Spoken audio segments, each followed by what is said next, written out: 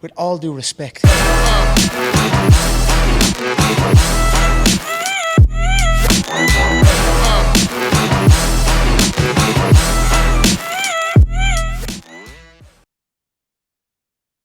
Yeah. Recording in progress. All right. So we went over 3 things that have nothing to do with diet and exercise in one video that are affecting your weight loss. Then, hey, my kid. Then we Hey, kid. Hey, kid. Then we said we broke down to 3 things: hormones, gut health, environmental factors. We went over hormones. Today we're going over gut health. Big topic, right? When we think about it, how many people do you do client work with who have some sort of digestion problem? Mike, how many people have you worked with on their digestion in your life? A lot. A ridiculous amount, right? Yeah, I probably couldn't put a number on it. What is the number one thing that I am the least educated on to help people with? To me, it's gut health. For me, I always go to Mike, right? Gray, you worked with Mike on gut health. Mm-hmm. Did you not? Like Yeah, the gut, the skin. You don't. Your body doesn't like rice. Yeah, it doesn't digest rice, which I've gotten better though, which is great. But Mike kind of walked me through like elimination diets and etc. So, but how many times do we tell people, I have a hard time digesting some foods, eat white rice? That's kind of a go-to, but not for Gray. Yeah. Right? Yeah. So I think gut health is going to be a big one. We've gotten great response from hormones, simply because everybody thinks they can't lose weight because of their hormones. Because of the standard American diet, because of the fast food, because we eat foods out of a box, because of soil depletion. Mike, would you say that? You sent me that video that scared the living breaks out of me. It kept me up until like 1 o'clock one night. And I'm like, well, I'm just going to die. We're all going to die. We're all going to die from DDT. From 75% of our food has DDT in it. I'm going out and drinking. I'm going to chug a bottle of alcohol for the first time in a year or 6 years. You know? So we'll jump right into it. How do I know if I have a gut issue? What is it? What is it not? And what are my symptoms? So if you're watching this video and you're saying, maybe I have a gut issue. Some gut issues are obvious. You have wicked diarrhea. That's a dead giveaway. Or you can't poop, right? Or you have indigestion. Yeah. That's obvious, right? Mike sends out, and I might send it out, the little things of poop. What normal? I love those. Like, yeah, Bristol stool chart. You guys know I love to talk about poop. What is it called? It's the Bristol stool chart. Bristol stool chart. Yeah. So if we're looking at this and someone's watching this video and they say, how do I know if I have a gut issue? What is a gut issue? What is not a gut issue? What are my symptoms? Throw some symptoms out there. Throw a few that are obvious, but throw a few out there that might be like, holy crap, that's a gut issue? Yeah. And this is where I think everybody assumes that if you have a gut issue, it will be GI related symptoms. A lot of times it is, but if you talk to most medical providers now, you're seeing that so many of the things are being linked to the microbiome or the bacteria in your GI tract. So even things like autoimmune diseases.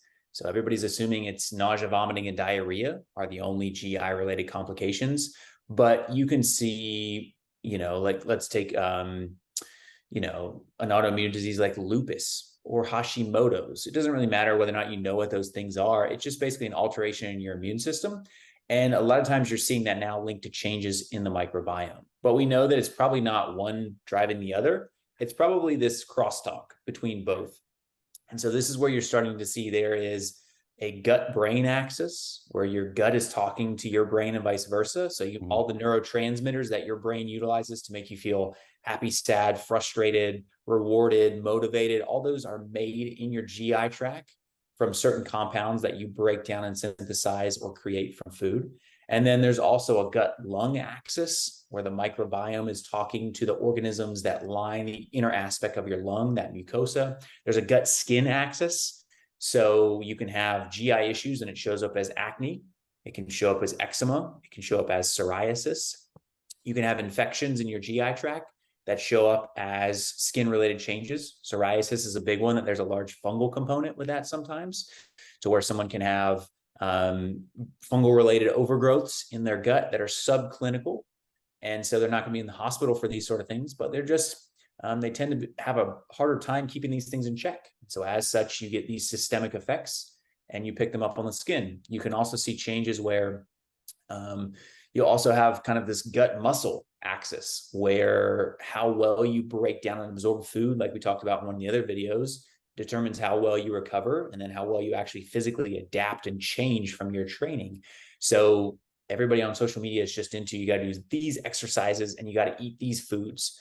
And that's great. But really the disconnect between those two things is the input is the exercise and the food, but the output in terms of the muscle that you see, there's one key step in there, and that's converting that food into muscle. And that's really where the microbiome and the gut comes into place. So obviously if you have chronic symptoms, so things that are lasting for, you know, more than a few weeks, that are plaguing you consistently at each meal, that's an indicator that, hey, you probably have something going on gut-wise. So number one, bloating is not normal after every single meal. Yeah, let's just throw that out there. That's a common thing you see joked about on social media with a lot of people that are into fitness. Like, look at how swollen my abdomen is after I've eaten. I look like I'm 9 months pregnant. That is not a normal phenomenon. You're either eating way too much fiber or you have too much fermentation going on within your GI tract for a variety of different reasons. That can be bacterial, or that can be lack of hydrochloric acid in the stomach, all of these different things. And so that's where you're understanding that's not normal. The other thing to know is that your GI tract should move every single day. So that's one of the questions that I ask people when I'll say, do your bowels move every single day? Well, no, it's about once every 3 days, but I thought that was normal. Normal transit time for the average human is going to be about 24 to 72 hours from when you eat a meal to when it actually exits your colon and ends up in your toilet. But that does not mean that you should eat a meal and then not go to the bathroom for 3 days, because you're going to have other things coming into your system at that time that are going to be moving that meal along, and so on and so forth. So that's where you want to just keep in mind that number one, after a meal, you should not feel overly bloated. You should not feel like there's an immediate loose stool response. There's sometimes a peristalsis response where the bowels will move, and that is normal. But you should be moving your bowels at least once per day. And you should be able to eat a wide variety of food without any corresponding symptomatology. And that includes things like itchy skin. That includes things like congestion, which is a big one that everybody overlooks, especially with dairy, for example. That drives a lot of allergic related signs and symptoms due to something called histamine, which is a chemical that makes everything swell up and it makes everything run in terms of your mucus. And so that's where people overlook that. Oh, I had some ice cream and now I'm congested for the next 3 hours. I don't know what that was. That's a food allergy. And so that tells you more about what's going on in your gut. The other thing people need to understand along with those things is your tolerance and your ability to eat all these foods and not react to them tells us how well your immune system is functioning with something called oral tolerance. It's your ability to see all these different foods within your GI tract, for your immune system to see them and not react to them and play whack-a-mole with every single different food that comes down the esophagus. And so if you have good tolerance, then you can ingest a lot of a wide diversity of foods. And this supports the health and the growth of the bacterial organisms in your gut. If you find that your food choices are getting more and more limited, you're reacting to foods. I've had some patients where they react to broccoli and avocado and sesame seeds. And they're like, these are all healthy foods. I shouldn't feel bad eating them. And that's where we need to understand that your gut is your immune system and your immune system is in your gut. And so if you have a gut problem, you also have an immune problem. And that's why you're reacting to foods. The foods are not the problem. They're just a witness to the crime. The crime is what's going on in your GI tract and also your immune system. So person is out there watching this video.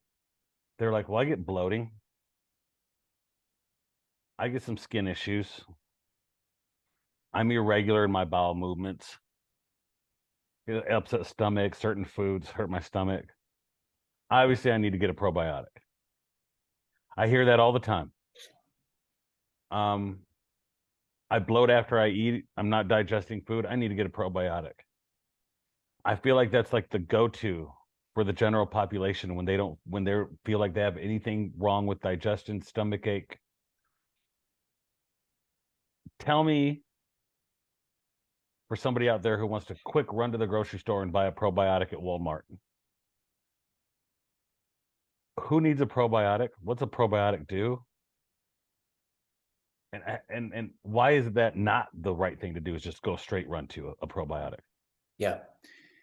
It can definitely help, but you really need to understand what's causing the problem. Like, for example, if we go back to the hydrochloric acid conversation from earlier, it's important to understand that when you ingest food, it needs to meet this acid bath in your stomach. So the pH of the stomach is about 2 to 3, and that's just extremely acidic. If you took hydrochloric acid and like poured it on this desk, it would eat through the desk, it would eat through the floor, it would dissolve it entirely.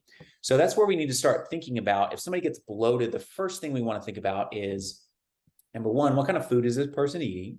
Because that can be a big driver of that in terms of, is it a minimally processed food that's naturally occurring?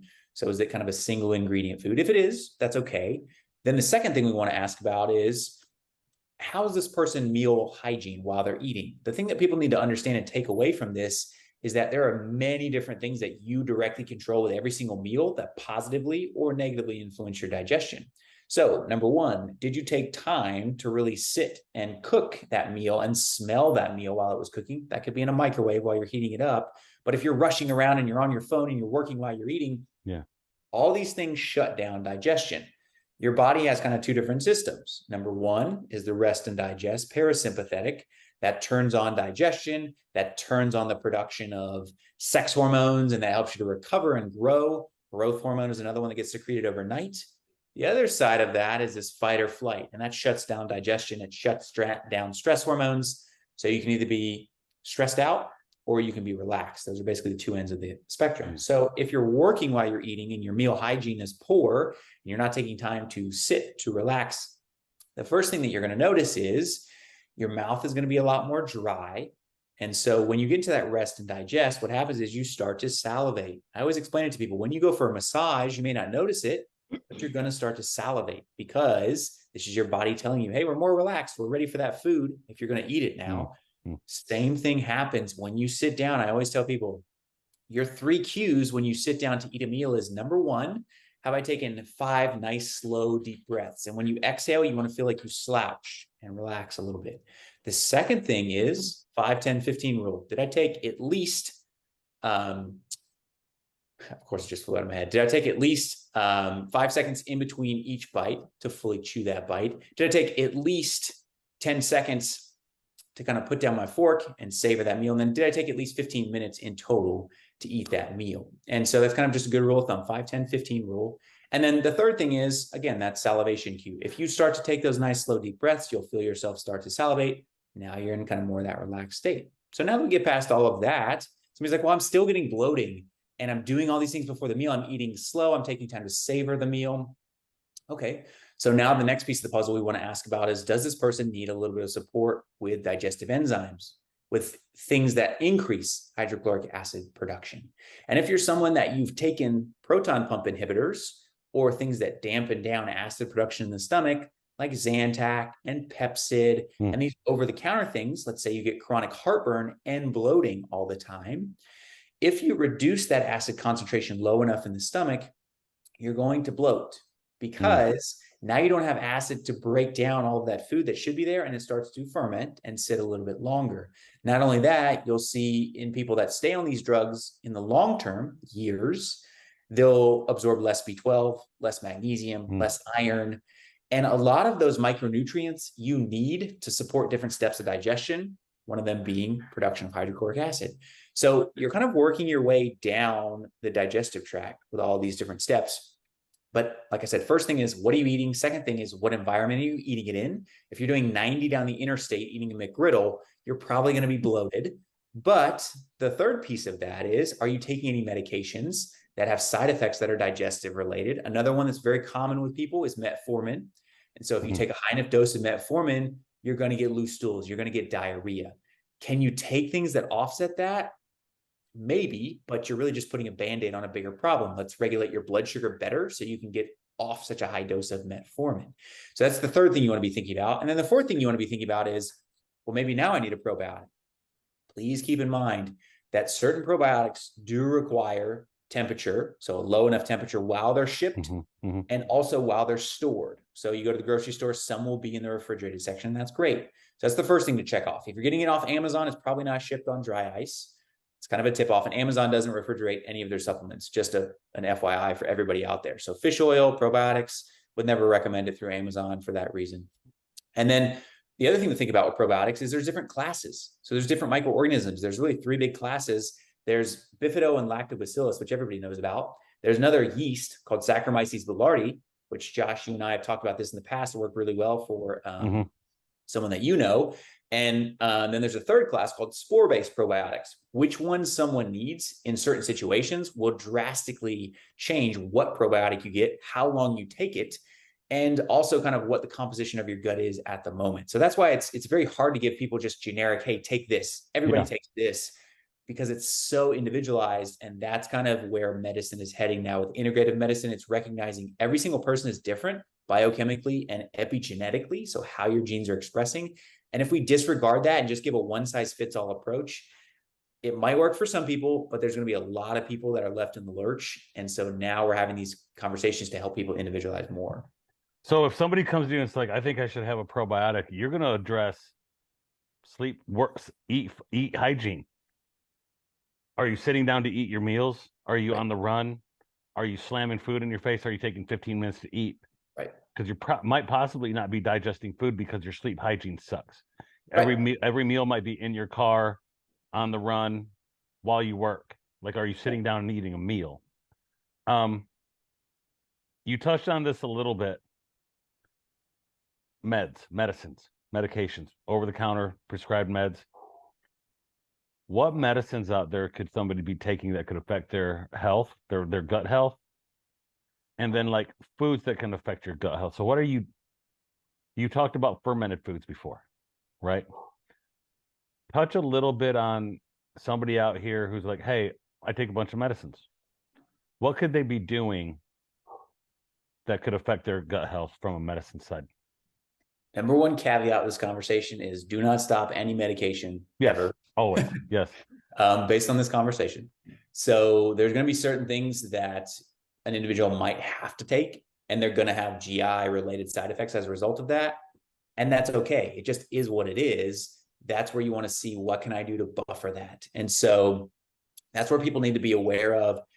If you're given a medication, you may not always have time to discuss all the litany of side effects, but you can literally go to drugs.com and look up every single drug out there, all the most common side effects in every single system of the body, and the percentage of individuals that have those side effects. This is available to everyone, consumers, providers. It's not protected by a paywall. You just literally go and search. So that'll be the first thing I would encourage everybody to do.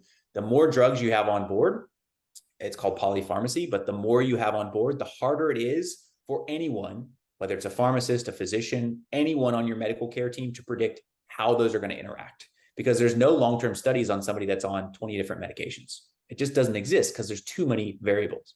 So that's where do your due diligence. You have to be informed as the consumer, and nobody else is really going to do all that legwork for you. And that's okay. That's just another step that then we have to be aware of. So that'll be the first thing. And you don't have to know what it all does, but if you notice significant GI considerations with a drug, pay attention to that. Second thing is it's figuring out, are there any medications that are going to give me significant side effects? And if so, can I discuss these with my provider and see, is there a way to lower dosage like we talked about with metformin? Because there's many things that you can do that don't require medication that regulate blood sugar better. For example, you can add cinnamon to meals and it regulates your blood sugar. It improves insulin sensitivity. Now, I'm not saying you can reduce your metformin just by swapping in more cinnamon with your meals, but there's a variety of things that you could probably layer on together synergistically that would allow you to reduce that medication. And if you can use a lower efficacious dose, it still gives you a good response. You lower the side effect profile as well. So that's where you want to be thinking about as a consumer. You may not understand the drugs and all that they do, but in general, the higher you go on dosages with some medication, the higher the rate of side effects and the higher the intensity of side effects. So being aware of these things is very important as the consumer of the medication, even if you don't know what it does exactly. And then really the other thing to be thinking about was food choices. So you're like, okay, well, I'm taking this medication, maybe it gives me a little GI upset or whatever it is. So what can I now do with my diet? And the first thing I would tell you is, if you're eating a wide variety of foods that are naturally occurring, that are single ingredient foods, so they don't have a nutrition label, sweet potatoes, broccoli, there's no nutrition label on that. And I'm talking about a huge variety of food. So when you go to the grocery store every single week, you want to swap out all your vegetables and all your fruits and buy completely new ones. Same thing with your protein sources, rotate through those. Carb sources, rotate through those. Give the immune system a wide array of things to look at, because if you start getting stressed out, underslept, your food choices are very limited, you're training way too hard, you're not giving yourself enough time to recovery, and now you're adding a ton of stimulants, I can tell you what's going to happen in the long run. All your favorite foods that you eat all the time, you're going to start to react to. And you may not perceive that with gut symptoms, but now all of a sudden you eat lunch and an hour later you're extremely fatigued and you have brain fog and you can't think clearly and you don't know what's going on. Maybe you just need more coffee. Or it's your immune system that's pissed off because of all the other things you're doing. And now you're throwing in all of these antigens, these things the immune system sees and reacts to, and you're throwing them in on a consistent daily basis multiple times. You can see this with coffee. You can see this with even healthy foods like I talked about. So again, wide variety of foods, rotate through them as much as you can. And then on top of that, pay attention. This is a big, big thing where the more people can become aware of how they feel based on what they just ate, this is massive, massive. And I don't want people to be hyper neurotic, but it's developing a sense of consciousness to associate your current state subjectively with what you objectively just did, whether that be an event or a food you consumed or a supplement or a medication. How did that change where I am right now? And that disconnect is big. A lot of people just can't figure it out, and that's okay. But jotting down notes, paying attention. I just noticed this random thing popped up the other day. Maybe it's unrelated, but I'm just going to keep tabs on that for a few days and just see if I notice a trend. You can figure out a lot of these things on your own. Oh, well, every single night that I have ice cream, I wake up super bloated in the morning. But if I have a protein shake before I go to bed, it's not there. Is it the sugar? Is it the dairy? Yeah. You'll know, dig deeper. So that I would start there. And obviously a lot of this we're going to dig really deep on in other videos. We can just do gut health videos in the future for all these topics, but that's really a good place to start. And people need to be thinking about these principles. I always tell people, don't focus on rules, focus on principles, because those can be applied in so many different situations. Rules, you have this framework, but you can't go outside the framework. So if the situation requires you to deviate, you're stuck. So focus on the principles first. It's unfortunate though, how Western medicine addresses this. Have you guys ever seen the commercial for the medication that helps you go to the bathroom if you've taken too many pain pills? I don't think so. There's a commercial. There's a medicine that you can now take if you have pain pill induced constipation. So if you're on pain meds, which cause you to not poop, they now have something to help you poop. But nobody wants to talk about why you're on pain meds. Yeah. Right? I never knew the congestion part.